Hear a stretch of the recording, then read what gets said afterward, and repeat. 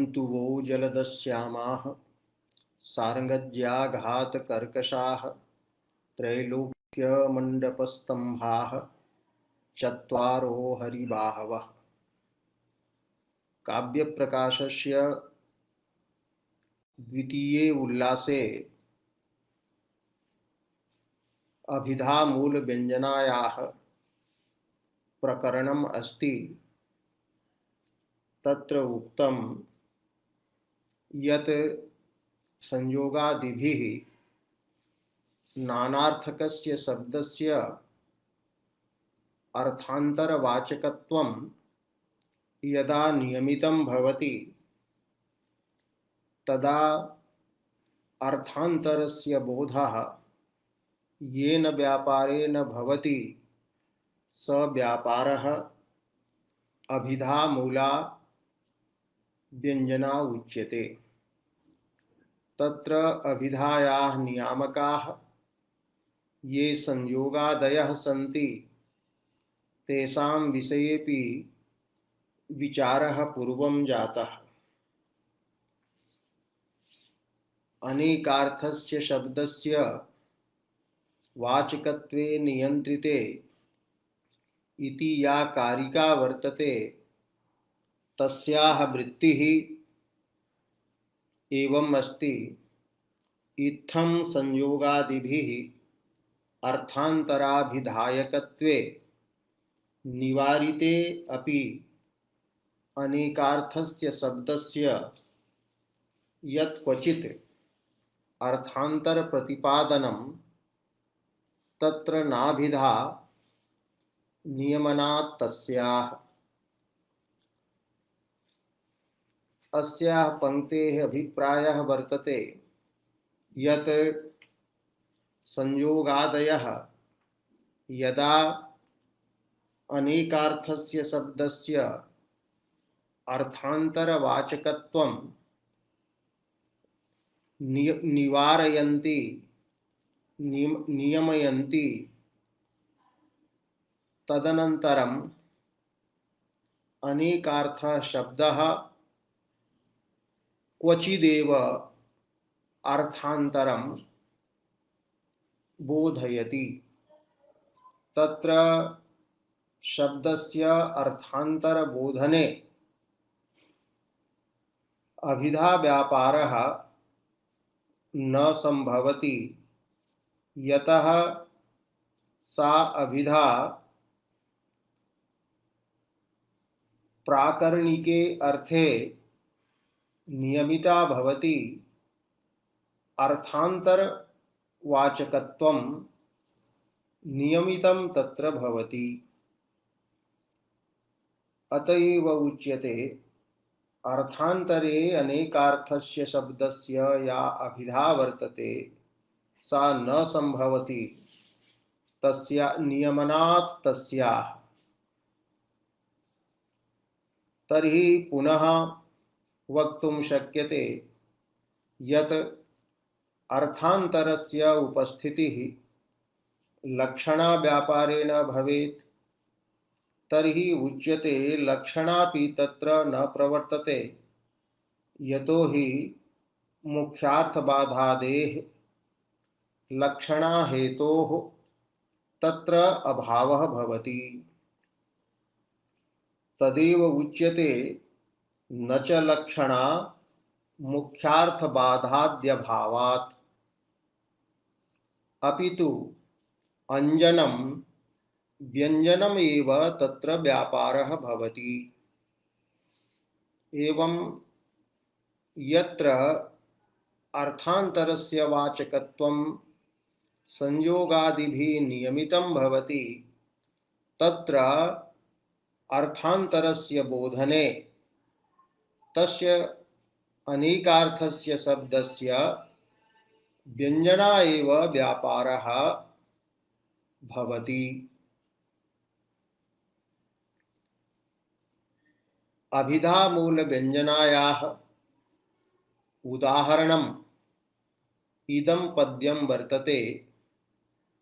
भद्रात्मनो दुरधिरोह तनोर्विशाल वंशोन्नतेः कृतशिलीमुखसंग्रहस्य यस्यानुपप्लवगतेः परवारणस्य दानाम्बुसेकसुभगः सततं करोऽभूत्। अत्र अनेकार्थाः शब्दाः अनेके सन्ति। अत्र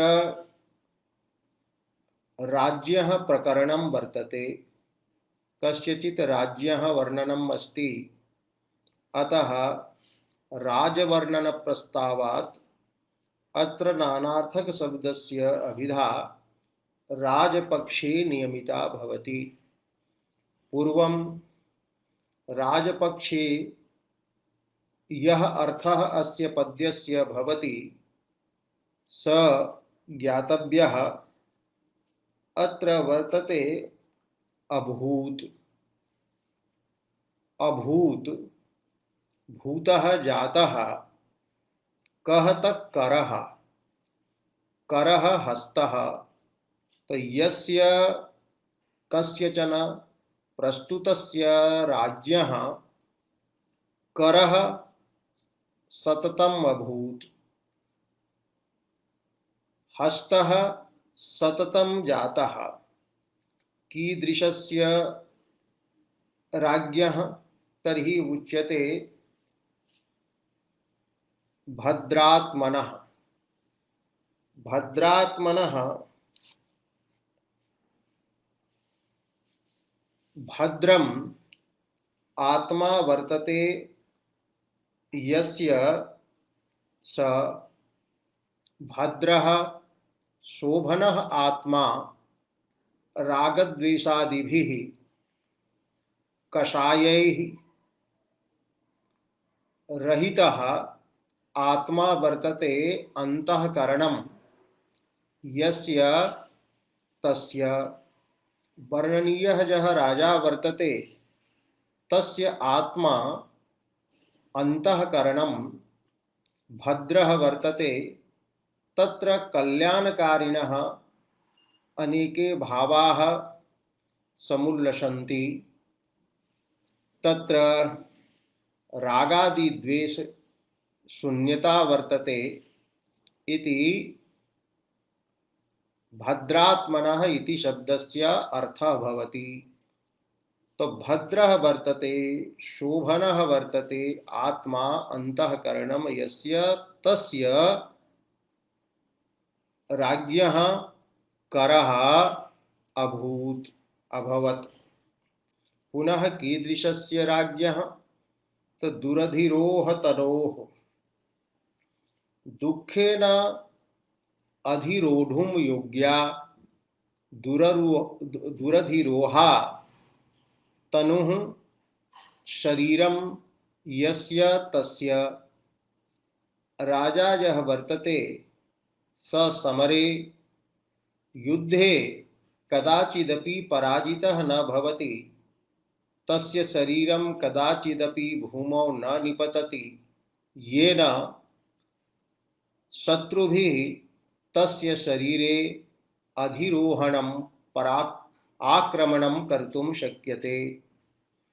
तो दुरधिरोहा वर्तते, अनभिनवनीया वर्तते, अनभिभवनीया वर्तते तनुः शरीरं यस्य तस्य। राजा बलशाली वर्तते, तस्य शरीरम् अभिभवितुं योग्यं नास्ति इति दुरधिरोह तनुः यः वर्तते राजा तस्य करः हस्तः अभूत्।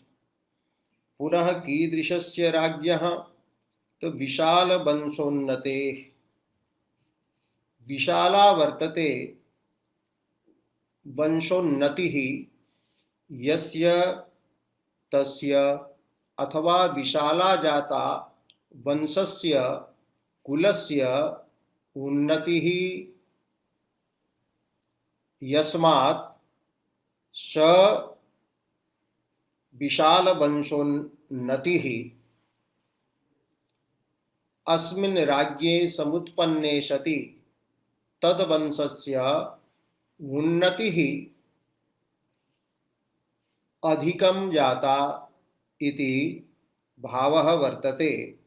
तो विशालवंशोन्नतेः अथवा विशाला वर्तते वंशस्य कुलस्य उन्नतिः यस्य तस्य, अर्थात बहवः यस्य संततयः सन्ति, अतः विशालवंशोन्नतेः। एवं पुनः कीदृशस्य राज्ञः कृतशिलीमुखसंग्रहस्य, कृतः शिलीमुखानां बाणानां संग्रहः येन तस्य राजाजः वर्तते निरन्तरं युद्धाभ्यासं करोति, अतः तेन अनेके बाणाः संगृहीताः सन्ति, अतः अभ्यासार्थम् अभ्यासस्य दृढ़तां संपादयितुं कृताः सन्ति। कृतः वर्तते शिलीमुखानां बाणानां संग्रहः येन तस्य। एवं पुनः कीदृशस्य राज्ञः तत्परवारणस्य परान् शत्रून् यः वारयति निवारयति स परवारणः, शत्रुनिवारकस्य शत्रुहन्तुः। एवं पुनः कीदृशस्य तो अनुपप्लुत गतेः, अनुपप्लुतानां ये उपप्लुताः न सन्ति, ये आचारात् उच्छलिताः न सन्ति, ये अदुष्टाः सन्ति, तेषाम् अनुपप्लुतानाम् अदुष्टानां गतिः वर्तते, हितकर्ता स वर्तते। अथवा उपप्लुता नास्ति अनुपप्लुता वर्तते, अबाधिता वर्तते। गतिः ज्ञानं यस्य तस्य, राज्ञः ज्ञानं सर्वत्र यथार्थमेव भवति, तस्य ज्ञानं कदाचिदपि बाधितं न भवति। अतः अनुपप्लुता बाधेन खिलीकृता गतिः ज्ञानं यस्य नास्ति तस्य, अथवा अनुपप्लुता वर्तते गतिः गजगामित्वेन मंदगमनः यः वर्तते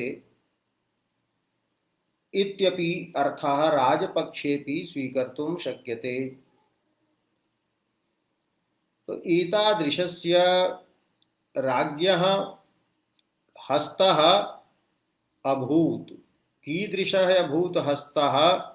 तर्हि अस्ति दानाम्बुसेकसुभगः, दानस्य त्यागस्य यत् वर्तते जलम, तस्य जलस्य सेकेन सुभगः सुंदरः तस्य हस्तः अस्ति। हस्तस्य शोभा हि दानेन भवति। दानकाले संकल्पार्थं जलं गृह्यते हस्ते। राजा निरन्तरं त्यागं करोति, याचकेभ्यः प्रयच्छति। अतः दानस्य त्यागस्य यत् जलं वर्तते तज्जलं निरन्तरं तस्य हस्ते भवति। अतः त्यागस्य जलस्य सेकेन तस्य करः निरन्तरं सुभगः वर्तते, सुन्दरः वर्तते। हस्तस्य हि शोभा दानेन भवति न तु कंकणेन इति अन्यत्रापि उक्तं वर्तते। एवं अत्र यस्य राज्ञः वर्णनं वर्तते स राजा भद्रात्मा अस्ति, दुरधिरोह तनुः वर्तते, शत्रुभिः अस्य शरीरम् अभिभवितुं न शक्यते। एवं अस्मिन् राजनि जाते सति वंशस्य विशाला उन्नतिः जाता। अथवा अयं बहुसन्ततिकः वर्तते। एवं निरन्तरं बाणचालनाभ्यासम् एष करोति। अतः शिलीमुखानां बाणानां संग्रहः अपि अनेन कृतः। एवं अयम् अनुपप्लुतानाम् अदुष्टानां सतां गतिः अस्ति। एवं अस्य गतिः ज्ञानम् अबाधितं वर्तते, अनुपप्लुतं न भवति। यथार्थज्ञानवान् अयं वर्तते। एवं परान् असौ शत्रून् निवारयति। ईदृशः यः राजा वर्तते तस्य करः दानजलेन निरन्तरं सुशोभितः आसीत् इति प्रस्तुतः अर्थः वर्तते। अत्र भद्रशब्दः एवं वंशशब्दः, शिलीमुखशब्दः, वारणशब्दः एवं दानशब्दः एवं करशब्दः, एते शब्दाः अत्र अनेकार्थकाः सन्ति। तत्र करशब्दस्य शुण्डादण्डोऽपि अर्थः भवति। अतः एकः अन्यः अर्थः अत्र उपस्थाप्यते। परवारणस्य, परः उत्कृष्टः यः वर्तते वारणः, तो वारण शब्दस्य शक्तिः निवारणेऽपि वर्तते, निवारकेऽपि वर्तते। एवं वारण शब्दस्य शक्तिः गजेऽपि वर्तते। अतः अपरः भवति अर्थः उत्कृष्टस्य कस्यचित् गजस्य करः शुण्डादण्डः सततम् अभूत्। कीदृशः तद्दानाम्बुशेख सुभगः। अत्र दानशब्दस्य अपरः अर्थः मदजलं वर्तते। तो मदजलस्य सेकेन तस्य गजस्य करः शुण्डादण्डः सततं सुन्दरः आसीत्। कीदृशः स वर्तते तर्हि उच्यते भद्रात्मनः। अत्र भद्रशब्दः गजजातिविशेषस्य बोधकः वर्तते। भद्रमन्दमृगादयः गजानां जातयः सन्ति। अष्टौ गजानां योनयः सन्ति, प्रकाराः सन्ति। अतः भद्रात्मनः भद्रजातीयस्य इति गजपक्षे अर्थः भवति। एवं दुरधिरोहा तनुः यस्य वर्तते, गजः अतीव उच्चः भवति। अतः तस्य पृष्ठे सारल्येन अधिरोढुं न शक्यते। अतः गजस्यापि तनुः दुरधिरोहा वर्तते। अत्युच्चत्वात् दुःखेन अधिरोढुं योग्या तनुः शरीरं यस्य स गजः अस्ति। एवं विशालवंशोन्नते, तो विशाला वर्तते वंशवत्, वेणुतृणवत्, वेणुवृक्षवत्। उन्नतिः यस्य तस्य यथा वंशवृक्षः उन्नतः भवति, वेणुवृक्षः उन्नतः भवति, तथैव अयं गजोपि उन्नतः भवति। तर्हि विशालवंशोन्नते अथवा विशाला वर्तते वंशस्य पृष्ठदण्डस्य मेरुदण्डस्य उन्नतिः यस्य सः वंशशब्दः हि पृष्ठाद्यवयवेपि भवति। एवं कृतिशिलीमुखसंग्रहस्य शिलीमुखशब्दः अत्र भ्रमरान् उपस्थापयति। अतः कृतः शिलीमुखानां भ्रमराणां संग्रहः येन तस्य कृतशिलीमुखसंग्रहस्य। यतो हि गजः मदवान् वर्तते, अतः मदगन्धलोभेन तत्र अनेके भ्रमराः आगच्छन्ति। अतः कृतशिलीमुखसंग्रहस्य। एवं अनुपप्लुतगतेः उपप्लुता उच्छलिता गतिः यस्य चञ्चला गतिः यस्य न भवति, गमनं यस्य न भवति, धीरगमनः मन्दगमनः यः भवति, तस्य उत्कृष्टवारणस्य सुण्डादण्डः मदजलेन निरन्तरं सुभगः अभूत् इति अपरः अर्थः अत्र प्रतीयते। अत्र राज्ञः प्रकरणं वर्तते, अतः राजप्रकरणवशात् भद्रशब्दस्य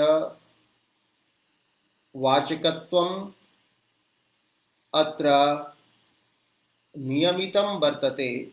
भद्रशब्दः अत्र शोभनरूपम् अर्थम् अभिधया उपस्थापयति। एवं वंशशब्दः यभिधया कुलरूपम् अर्थम् अत्र उपस्थापयति। एवमेव शिलीमुखशब्दः अभिधया अत्र बाणरूपम् अर्थम् उपस्थापयति। वारणशब्दः एवं निवारकरूपम् अर्थम् उपस्थापयति। दानशब्दः यभिधया त्यागरूपम् अर्थम् उपस्थापयति। अत्र भद्र वंश शिलीमुख वारण दान कर शब्दानाम् अर्थांतराभिधायकत्वम् अर्थात भद्र जातीयाद्यर्थ वाचकत्वं प्रकरणेन नियमितं वर्तते। अतः भद्रजात्यादिरूपं गजपक्षीयम् अर्थं शब्दः अभिधया बोधयितुं न प्रभवति। अतः अन्यस्य अर्थस्य अर्थांतरस्य गजरूपस्य अर्थस्य एवं च तदन्वितस्य अर्थस्य उपस्थितिः व्यंजनया मन्यते। अतः अत्र गजरूपस्य अर्थस्य उपस्थितिः व्यंजनया भवति। राजरूपस्य अर्थस्य उपस्थितिः यभिधया भवति। एवं अत्र द्वौ अर्थौ प्रतिपाद्येते। तत्र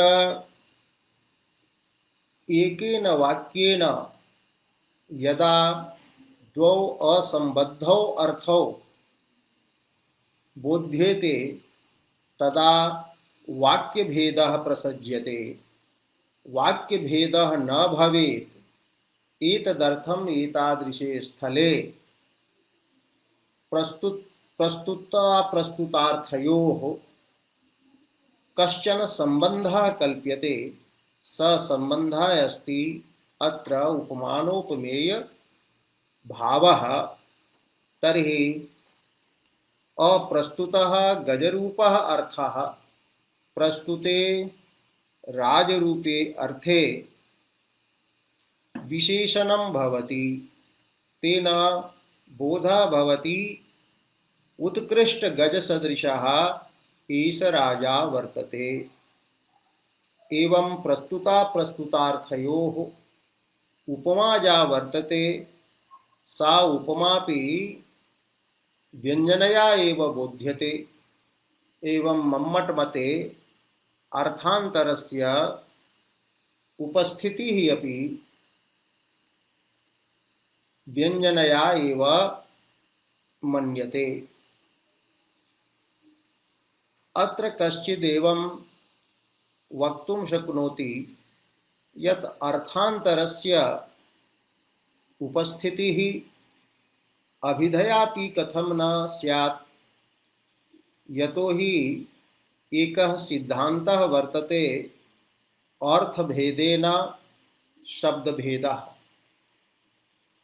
अनेन सिद्धान्तेन प्रतीयते यत् हस्तवाचकः करशब्दः अन्यः अस्ति, एवं शुण्डादण्डवाचकः करशब्दः अन्यः वर्तते।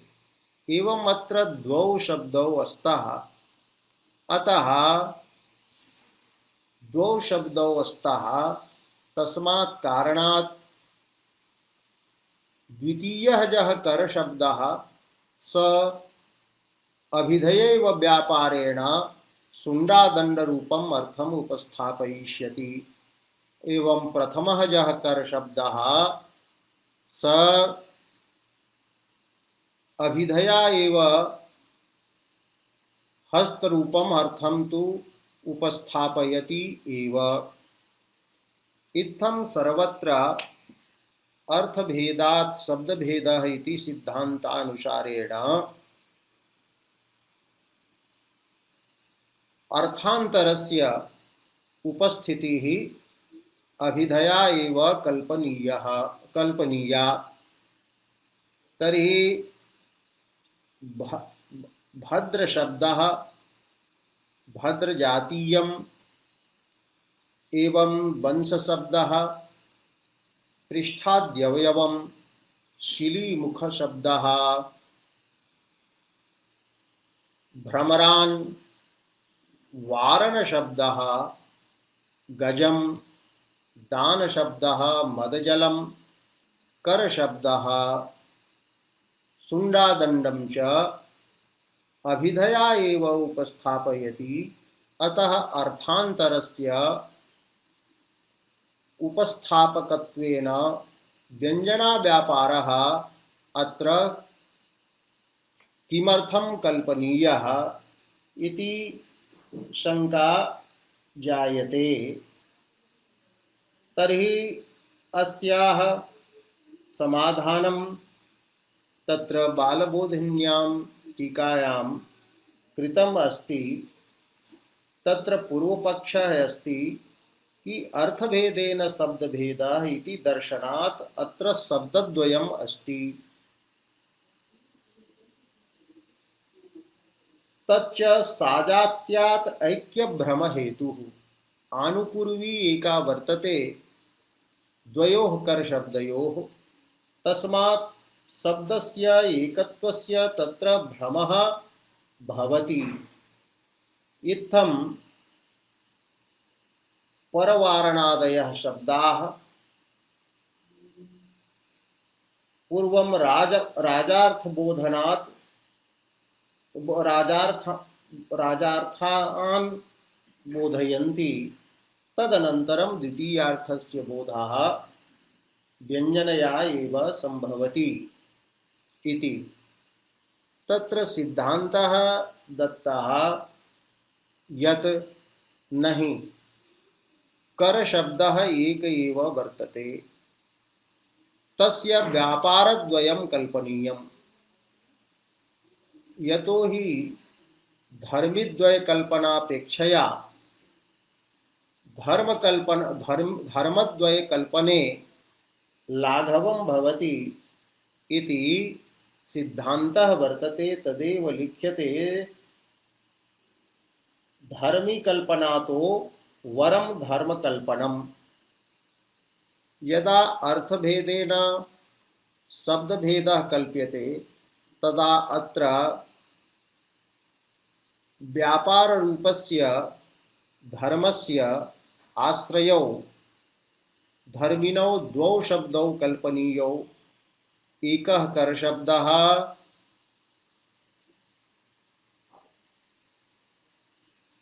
हस्तस्य वाचकत्वेन कल्पनीयः, अपरः करशब्दः शुण्डादण्डवाचकत्वेन कल्पनीयः। इत्थं धर्मिद्वयकल्पनं भवति। शब्दद्वयकल्पने धर्मिद्वयकल्पना पत्तिः।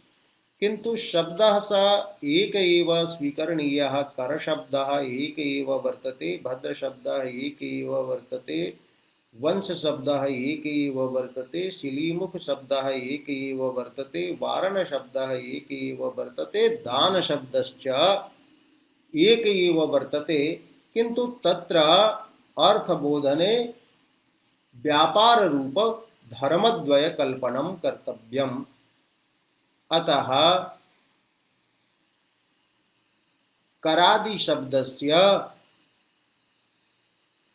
या अभिधा वर्तते सा अभिधा एका एव अस्ति। या अभिधा अत्र नियमिता भवति। अर्थान्तरस्य अभिधया उपस्थितिः निवारिता भवति। अतः अर्थान्तरस्य उपस्थितये व्यञ्जनाव्यापारः कल्पनीयः। एवं अनेकार्थक शब्दस्थले व्यञ्जना स्वीकरणीया अथवा न स्वीकरणीया इति विषये मनीषिणां कलकलः श्रूयते। रसगंगाधरादौ एतत् विशदेन प्रतिपादितं, विस्तरेण प्रतिपादितम् अस्ति। इत्थं काव्यप्रकाशे त्रयः शब्दाः, त्रयः अर्थाः, त्रयः व्यापाराश्च प्रदर्शिताः सन्ति। तत्र व्यञ्जकशब्दः, व्यङ्ग्यश्च अर्थः इत्येव मुख्यरूपेण काव्यदृशा अत्र प्रतिपादनीयं वर्तते। किन्तु व्यञ्जकशब्दस्य व्यङ्ग्यार्थस्य च आधारभूतौ वाचकलक्षकशब्दौ स्तः। एवं च वाच्यलक्ष्यार्थौ भवतः। अतः व्यञ्जकत्वोपकारकत्वेन अत्र अभिधायाः निरूपणं कृतं वर्तते। इत्थम् अत्र त्रयः व्यापाराः, तिस्रः वृत्तयः प्रतिपादिताः। तत्र संकेतितार्थ बोधकः शब्दव्यापारः अभिधा उक्तः। एवं मुख्यार्थबाधादौ सति मुख्यार्थसम्बद्धस्य अर्थस्य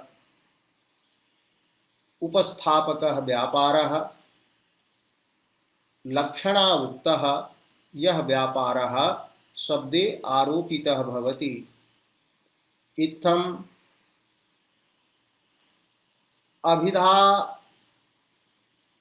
अभिधादिवृत्तौ स्वं समर्थं बोधयित्वा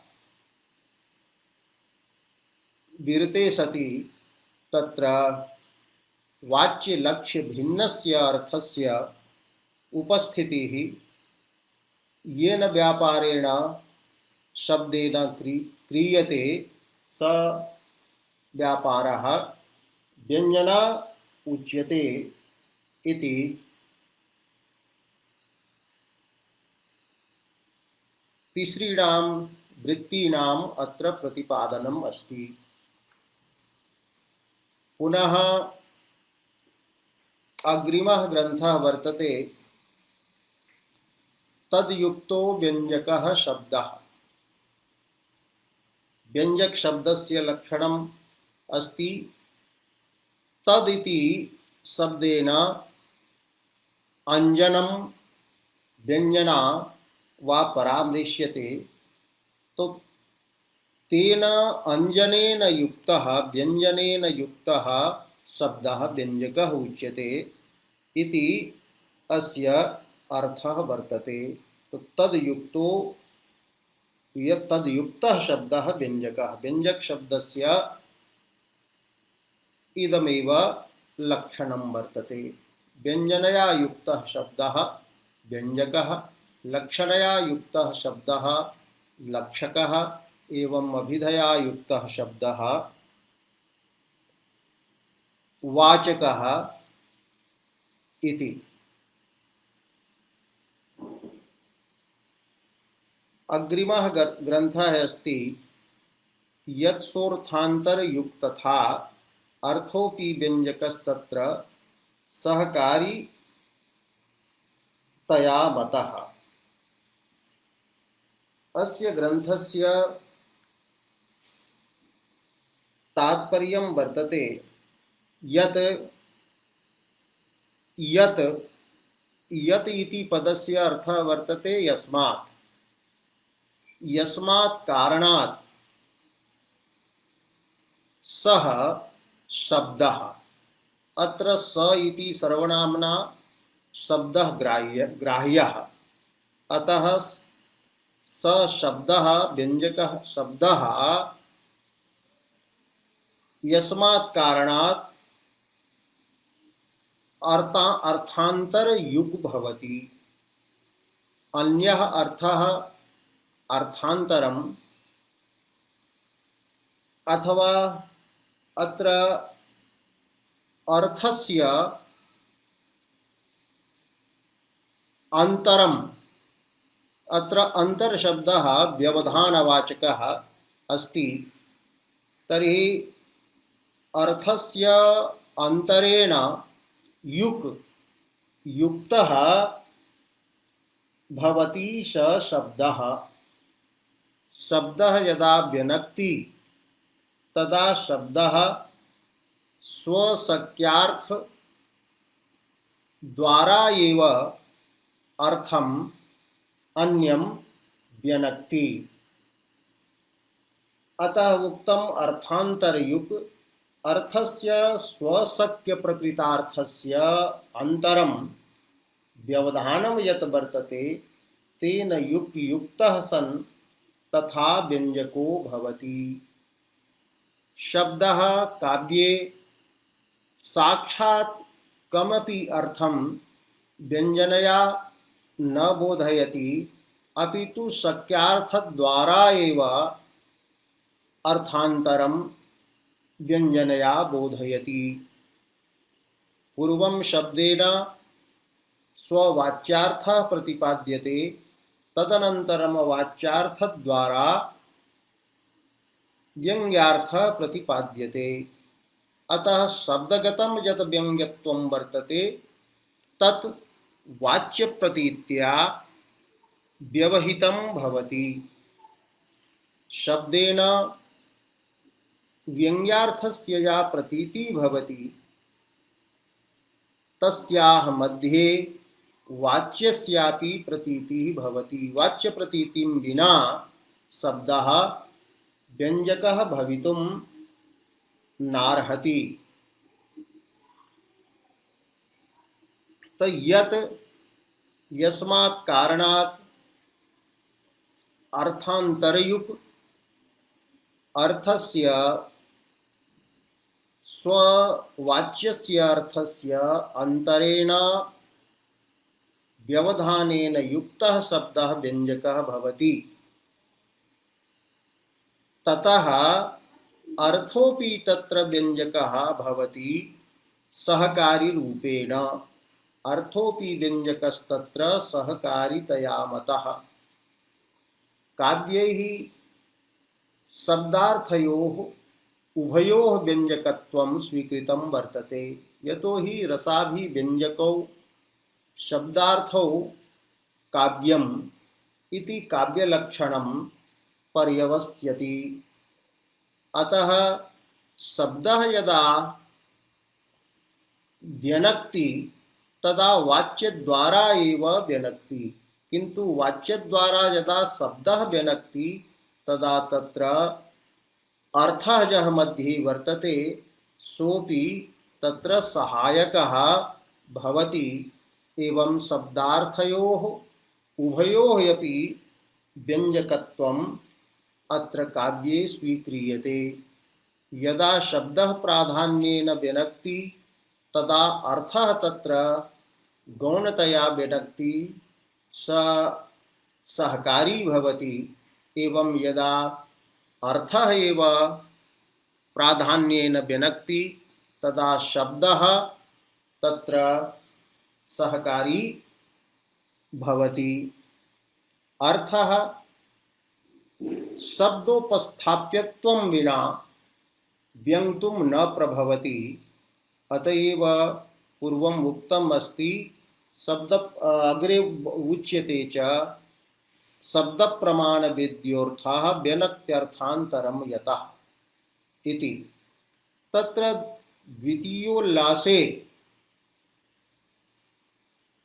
उच्यते यत् शब्दः यदा व्यञ्जकः भवति तदा अर्थः तत्र सहकारी भवति। एवं तृतीये उल्लासे प्रतिपादयिष्यते यत् अर्थः यदा प्राधान्येन व्यञ्जकः भवति तदा तत्र शब्दः सहकारी भवति। अर्थे व्यञ्जकत्वं तदैव स्वीकर्तुं शक्यते यदा शब्देन उपस्थाप्यत्वं शब्देन बोध्यत्वं तत्र भवति इति। एवं शब्दः तदा एव व्यङ्क्तुं प्रभवति यदा स पूर्वं स्वशक्यार्थं प्रतिपादयति, स्वशक्यार्थं स्ववाच्यार्थम् अप्रतिपाद्य शब्दः व्यङ्क्तुं न शक्नोति। तो यत्सोऽर्थान्तर युक्तथा अर्थोपि व्यञ्जकस्तत्र सहकारितया मतः। अत्र कारिकायां तथा इति शब्दः वर्तते। तथा इति शब्देन व्यञ्जकः ग्राह्यः। तो अर्थस्य व्यवधानेन युक्तः एव शब्दः व्यञ्जकः भवति, केवलः शब्दः व्यञ्जकः न भवति इत्येव अत्र प्रतिपाद्यते।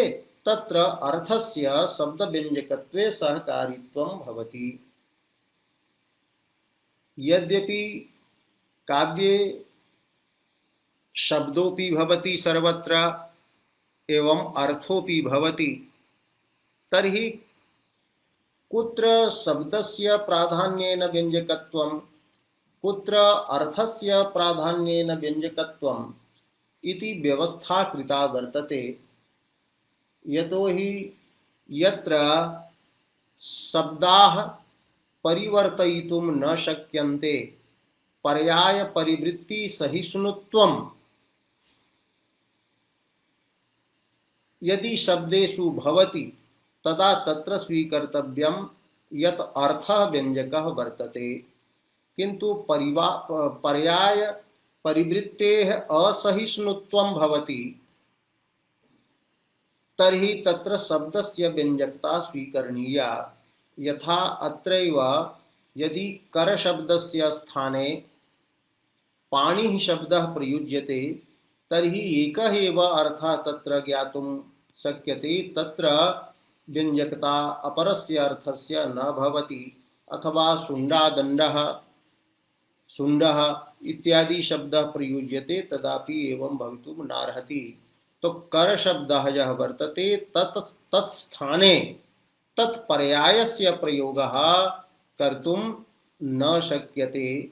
अतः अत्र कर शब्दे पर्याय परिवृत्य सहिष्णुत्वम् अस्ति। अतः कर शब्द निष्ठा या व्यञ्जना वर्तते सा शाब्दी व्यञ्जना वर्तते। अत्र शब्दगतं व्यंजकत्वं स्वीक्रियते।